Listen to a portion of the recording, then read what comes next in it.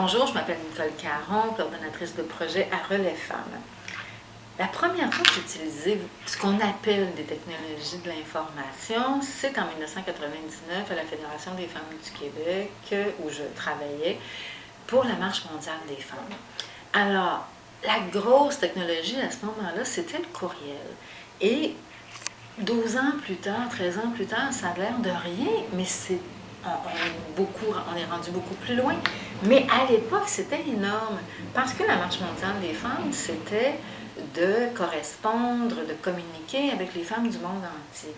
Le fax, impensable. On n'aurait jamais eu les moyens financiers, ni par la poste, ni par le fax, de communiquer avec toutes ces femmes-là. Alors qu'avec le courriel, c'était vraiment beaucoup plus simple. Et avec les femmes du monde entier, mais aussi avec les femmes du Québec, parce qu'on était en contact régulièrement avec toutes les régions. Et je me rappelle les quelques semaines qui ont précédé la marche, on envoyait un bulletin presque quotidien à tous les membres à travers le Québec. Donc, essayer d'imaginer combien ça aurait pu coûter par le fax. Et de toute façon, envoyer 800 fax ou envoyer 300 fax dans une journée, il faut avoir accès à plusieurs appareils parce que c'est pas possible.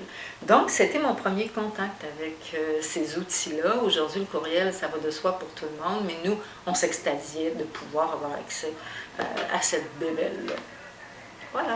Donc, sans le courriel, sans Internet, il n'y aurait pas eu, c'est ça, il n'y aurait pas eu de Marche mondiale des femmes dans 2000.